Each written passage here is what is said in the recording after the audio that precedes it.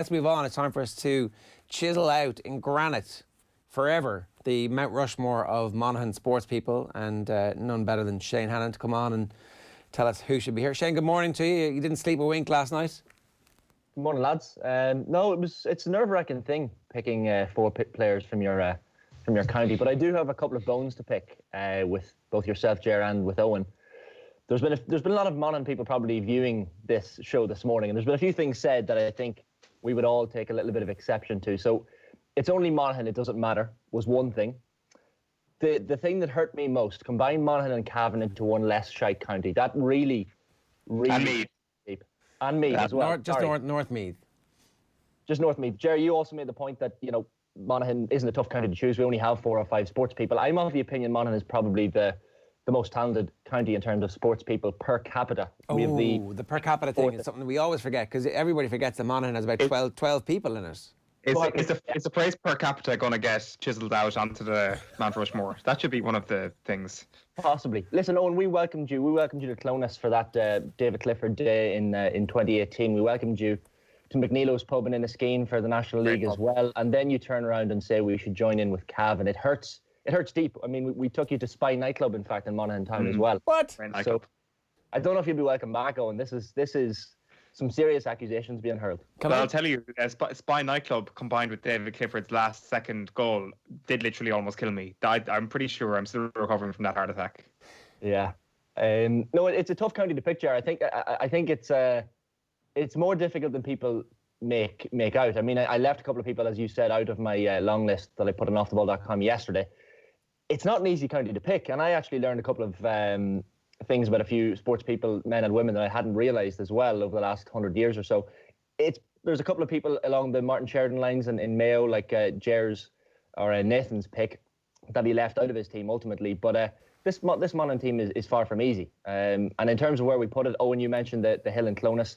Clonus already has their sporting memorabilia. They have the John Delaney Park, of course, where Clonus Town play their football. So that's already in Clonus. So we'll have to put it out. Mully Ash is a hill outside Blaney. Mount Rushmore, of course, that Tommy mentioned. But I think this is going to be in the Bragan Mountains in Slieve Bay, just overlooking Fermanagh and Tyrone. I think it's a perfect spot for that. You can actually see it from my house as well. It's about 20 kilometres away or so. So I think it's perfect. Overlooks the northern counties. Can I just say, on a per capita thing, this is actually important. The population, according to the census in 2016, was 61,386. Which is amazingly small. When you consider that the population of Monaghan, add the population of Cavan, which is 76,000, is still fewer than the amount of people who live in Louth, the wee county. I mean, so 76,000 live in Cavan and 61. So you'd get, what's that, 6, 13, you get 138,000. That'd be a good team if you mix Cavan and Monaghan together, wouldn't it? It'd be a great team. You could win All Ireland. It's a recipe for disaster. You can't mix Monaghan and Cavan people. I mean, it's akin to me suggesting to Owen to mix Cork in with Kerry, or Jared for Dublin to join hands with Kildare. It would make you sick at the very thought of it. Oh, Kildare and Dublin have done that a long time ago, Shane. The accents are the exact same anyway. But only up the north of the county. That's we in the south believe ourselves to be the true Kildare. I mean, I'm going to stop on that one and just before I walk myself into any more trouble. Who have you got? We're going to give us our first two, which I think are fairly straightforward, right? Yeah, the first two were obvious. The other two were the ones that gave me the sleepless nights over the last couple of days. But I'm going to have to kick off with an MEVL man, Tommy Bowe. A fairly obvious choice, you would assume. I mean, he's done it all, really. Obviously, Ulster, the Lions, Ireland. He's had an extraordinary career. Of course, played that massive part in the 2009 Grand Slam, the first in many years for Ireland, 61 years I think it was. Scored that try, of course, outpaced Shane Williams. How many people can say they've done that? But Tommy had a serious background in other sports as well. He ran with Glasgow Harriers, a local athletics club here in Monaghan. He played Gaelic football with MEVL growing up. He was in fact a county player up to minor level as well. So if things had gone a little bit differently, we could have seen Tommy Bowe in a full forward line with Conor McManus for Monaghan. But look, this is the way it worked out. He made his international debut in 2004 against the USA. That was an autumn international. He scored a try that day. First Monaghan person to have a cap for Ireland since the 1920s. I mean, he's really done it all. He's had a serious career. Obviously, he's got into the media now himself as well. He's got his clothes brands. He's got his shoe brands. a fairly obvious choice, and I think not a lot of people would argue with Tommy Bowe being on the Monaghan's Mount Rushmore. In fact, I interviewed him for a college newspaper in UCD, the University Observer, a number of years back. We met in Castle Leslie Estate in Glaslough, where Paul McCartney got married, in fact, a very famous estate. But he sat down, did an interview, bought me a coffee. I still owe him a coffee, in fact. But he's a lovely guy, such a down-to-earth fella. We've had him off the ball, of course, multiple times. But this is the vote from the Monaghan Tourist Board, coming to you from Castle Leslie, where you can also get a nice, fine rock star wedding if you want one. And there are other beauty spots around the county that we can get into in the coming moments. Look, OK, I think everybody can agree on that. Before we get to the next one, I want to welcome Gráinne McElwain, a sports broadcaster. Good morning to you, Gráinne. How are you getting on? Really good, Jar. How are you keeping? Pretty good. I think Tommy Bowe is a shoe-in. I think our next one is going to be a shoe-in as well. So that's Barry McGuigan. Why should Barry McGuigan be on? I mean, there's a case Barry McGuigan is kind of in the conversation for the Irish one. But anyway, from a Monaghan perspective, Gráinne, how important is Barry McGuigan in the mythology of Monaghan sport? He's huge, Ger, and I think, well, two things. He's got a park named after him, which is one thing, but another thing, he's a song written about him, like the Clonus Cyclone. How many people have songs written about them and sung by Big Tom? So that was a big criteria when you're going through it. But I think for Barry as well, I mean, when I was picking these people, it was a really difficult choice. But for me, it was like the impact also that they've had on the area. And he's had a massive impact in the area. Like when he was winning fights in the 1980s, it's against a backdrop of real troubles in Northern Ireland. And in Ulster, it was huge to have someone from both communities that everyone expected, that everyone wanted to see him fight and support. So I think from that background, Barry just appealed to so many people across the board. And when you look at what he achieved, I think he's, 32 wins, 28 of them knockout. He represented both sides of the community, as I mentioned. He was at the Olympic Games, he was at the Commonwealth Games. And then that fight in 1985 against Eusebio Petroza. I mean, you had everybody, not only in Clonus and Monaghan and Ulster, but also everybody supporting him winning that. And I suppose on a personal level for me, in 1985, like I was a child of the 80s, so I was actually at that homecoming when he came back to Clonus, which was phenomenal. Just seeing the people, the celebrations, and he was somebody that you knew. And on a personal story as well, both my dad and my uncle Eugene, Seamus, my dad and uncle Eugene, they played music with Barry's father, Paddy. So they would have been at all the fights with them, particularly my uncle Eugene, and would have supported Barry and Paddy through all that. So I think for a community, he brought such hope, such pride. It was just a phenomenal time to be that, and he definitely, for me, deserves his place in the Mount Rushmore. 100%. I think that fight, like it's kind of hard for people now to appreciate the fact that the whole country was sitting watching this on TV. And all of the UK was sitting watching it on TV because it was on terrestrial television, and he was in a football stadium, an Irish fighter in a football stadium. It was in Loftus Road, and you're like, I mean, you know, that's the kind of level of boxing that Amir Khan and various other people haven't actually reached. You know, Anthony Joshua has got there. That's the kind of level of celebrity that Barry McGuigan had in the 80s when there was nothing. When there was like, well, I lived in a house with 2 channels, and this guy was coming in with his brilliant smile, and his dad was singing in the ring. That's my memories of his dad singing in the ring. Exactly, and Danny Boy, and it just, I suppose, because we knew him, like you would go to Clonus, his mum owned a shop in Clonus, and so they were actually so accessible. Like it's hard to believe that you actually could meet these people. Like I remember my dad was getting a haircut. His girlfriend at the time, who turned out to be his wife Sandra, and my dad had brought, and she was cutting his hair.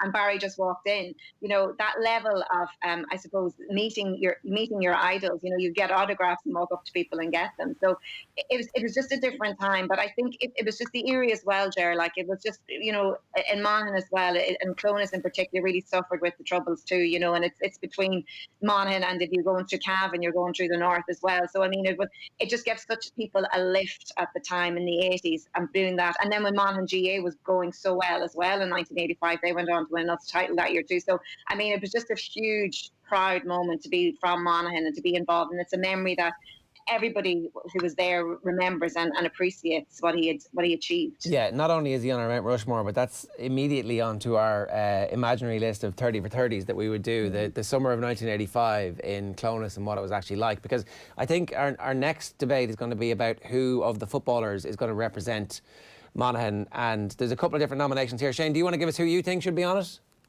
Yeah, football-wise, this was quite tough. I mean, we can't ignore, obviously, the ladies' team of the 1990s. They had 5 straight All-Ireland finals. They won 2 of those. Probably should have won more, in fact. But there was a serious depth of talent in that women's team in the 90s, and they really put Monaghan ladies football on the map, by all accounts. Brenda McInnesby is one who viewers of Lake Regale and TG Carr recently would have seen, and she has an extraordinary story. She played an All-Ireland final while she was 14 weeks pregnant, I think it was, with one of her kids. She ended up playing football with 2 of her daughters for Emmy when they won the All-Ireland Intermediate Club in 2008. I mean, she had an extraordinary career, 3 All-Stars herself, and a really interesting background. I mean, she's such a longevity to her career as well.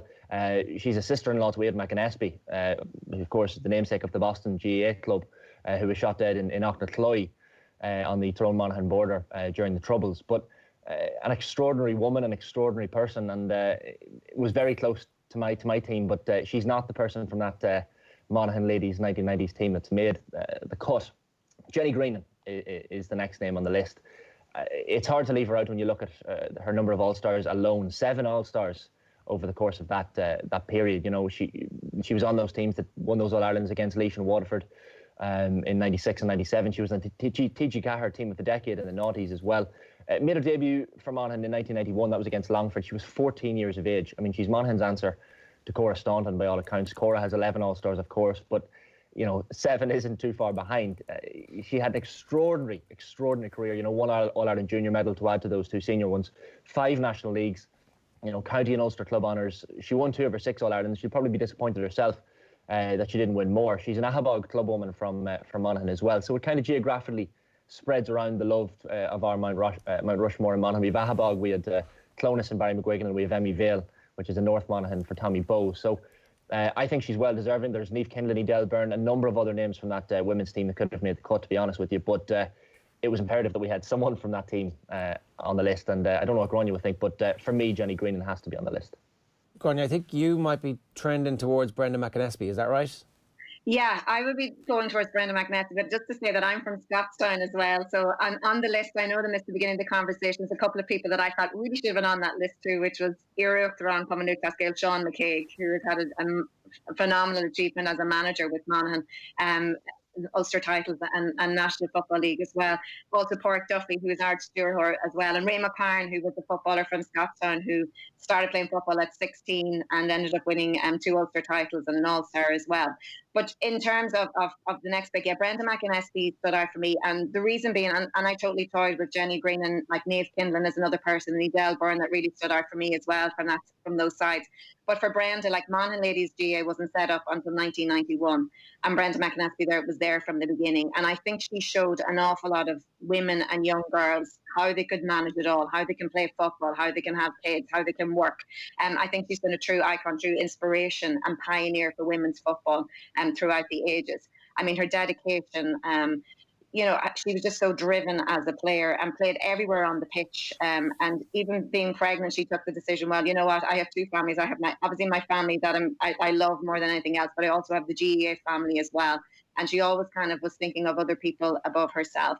So for me, she definitely is someone that I think should be on Mount Rushmore for what she's achieved and what she continues to do. Like, when I talk about pride of place, like this is a woman that constantly gives back to her. Like you'll meet her at any match doing either the jerseys or, liaison offers or anything at all, that she's always at every single game, like did stints as Piro as well. And her children have that love from the GAA. Like, Ryan McInnesby obviously been mentioned, but all her daughters have played for Monaghan. You've Ciara Aoife, who Ciara All-Stars in her own right to play for Monaghan. Emer Nashing coming on as well. So I think they've just a phenomenal family. And I think for Brenda, she's just the heartbeat of Monaghan Ladies GAA. So one of them played in utero and then went on to play for the county as a senior. That's pretty impressive. I think. Yeah. That's a fairly unique achievement. And I think probably merits a place on Mount Rushmore. I understand the case you're making, Shane, here, but this is a tough decision. And ultimately, you're not really, you're going to have to go with Gráinne here, I think, right? Yeah, look, it's akin to the Offaly situation with Matt Connor and Martin Furlong. Both can make very well-deserving cases, to be honest. Totally understand the Brenda McInnesby argument. I mean, you can't just look at this as a numbers thing alone and All-Stars. Jenny Greenan's impact on Monaghan football cannot be underestimated, nor can Brenda McInnesby's. Perhaps, as Gráinne said, her longevity, the fact that she was so involved in coaching as well. She played for so long and Ryan, her son, is a star player in the Monaghan panel at the moment, the senior men's panel. So, an extraordinary talent. And if you watch that Laker Gale documentary, you really are left with a feeling of someone who just really loves Gaelic games and has clearly passed on that love to her family. So, look, I'm not going to disagree with Gráinne. We have to find a happy balance here, and quite happy to put Brendan McInnesby on the Monaghan Mount Rushmore. So we have an agreement for 3, and we're not allowing any administrative errors here. Who is number 4, Shane? For me, number 4 was a direct toss-up between 2 Gaelic footballers. So obviously we're quite a strong Gaelic football tradition county. It was Nudie Hughes or Conor McManus. So it depends what area you're going for. McManus, for me, walks into any current team across the country. He's an extraordinary player. I saw a point that the greatest score I saw in person was a point he scored against Tyrone in Omagh in the Ulster quarter-final back in, I think it was 2018. So from the sideline, he just popped it over like it was nothing. And he does that every game he plays almost. So it's hard to ignore McManus. And look, Nudie Hughes of his own era was extraordinary as well. 3 All-Stars, Monaghan's first All-Star, in fact, in 1979. The first player, in fact, in the country to get All-Stars in both defence and attack. He was a corner-back when he won his first All-Star, and then for his following 2, he was a corner-forward. So they clearly realised he can actually shoot, and started playing him higher up the pitch. But Nudie's an extraordinary man as well. He grew up in a family of 7 boys and 7 girls on York Street in Castleblaney, a Castleblaney Fogs legend.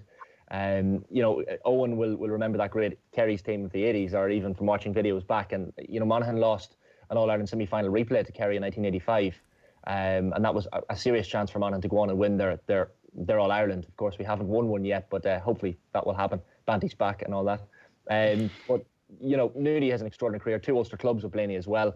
He does a bit of colour commentary as well now with Northern Sound Radio, the local radio station here. So he's still involved with Monaghan football and calling those games. Scored the winning goal in the Ulster final in 1988 against Tyrone. He was man of the match. He scored 1-3.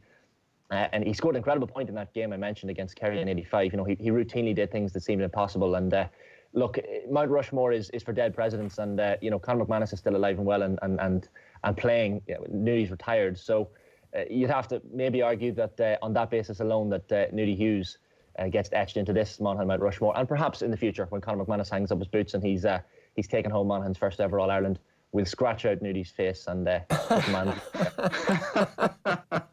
It's very violent. You got it. It's only rock. Poor Nudie. Yeah. I mean, they might blow it up.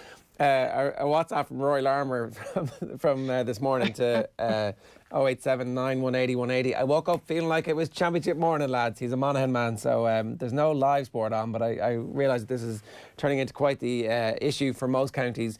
What about Nudie Hughes? Is he on yours as well, Gráinne? Yeah, like Shane, I had a huge toss between Conor McManus and Nudie. Conor McManus is a phenomenal player, and Nudie Hughes, I think when I was doing my criteria, I was looking at nostalgia then again, and I think for Nudie, he's just been a phenomenal player. Shane has outlined everything that he's achieved, but he has a huge love for his club with Castleblaney, but actually maybe not many people know, but he actually won 4 hurling medals with Castleblaney Hurling Club as well, so he's played hurling and football for his club, Castleblaney Fogs. But I mean, I think for him, like Conor McManus, he's a big day game player. So when you need someone to perform on your biggest day, he performs. As Shane mentioned there in that Ulster final against Tyrone, he performed. He got 1-3 on that day and man of the match award. He's performed for his club. He's won Ulster club titles. And I think what really strikes Nudie out as well, he's a really positive, really energetic person. When you meet him, he's just really, he'll just, like Brenda, just lives and breathes Monaghan football. And a lot of players sometimes when they finish playing, that's it, they don't get back involved, or they kind of remove themselves from it. Like, he's just so passionate about Monaghan football. And just, you speak to anyone about him and he's a character. Like, people love characters in the games. He's plenty to say. He's full of confidence in his own ability, and passes on his knowledge as well. So I personally love meeting him at all the matches, because he always has words of wisdom, words of advice, but you can just see what playing for Monaghan means to him. So for me, definitely he will be in Mount Rushmore, because he won 3 All-Stars as well in 3 different positions. Shane has mentioned all this. So I think, in 2 different positions, but I think he definitely deserves a place on Mount Rushmore for what he has achieved. And again, it's still bringing very much back into the game of Monaghan too. Yeah, okay, so we've got... Go on, yeah.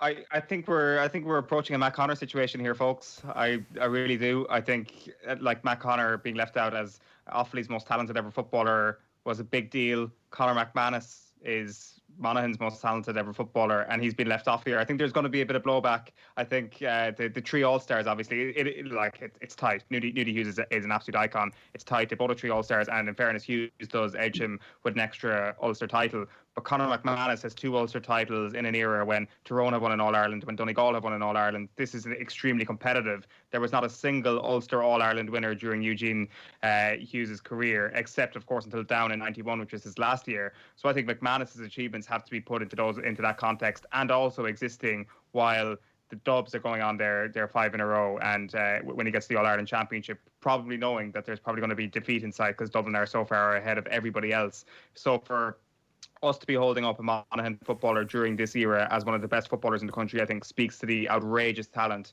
that he has. And I really think we're approaching a Matt Connor sort of level of controversy here today by not including McManus. Yeah, look, I expected a bit of blowback on this one, but I actually expected more blowback on a couple of the others. We have other people from many years ago. The first Liverpool manager was from Monaghan, Honest John McKenna from Glasgow. There's loads of other characters as well, Olympians and that sort of thing. But McManus, look, he's well deserving of it. You're in the danger then of putting too many Gaelic footballers on the team. You can't really leave out either one of Jenny Gráinne or Brendan McInnesby. You have to have someone from that All-Ireland winning, double-winning ladies team. Look, McManus is fantastic. He's a Clontibbert legend as well, and he's done so much for football in this county, and he's still doing it to this day as well.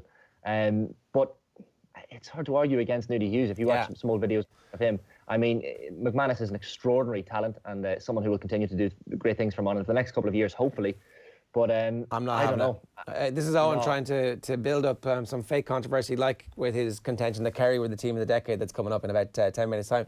Gráinne, that's great. You were the voice of reason in all of this, and certainly Shane has accepted who should be on it. So our final four: Tommy Bowe, Tommy Bowe, not Brian McGuigan, Tommy.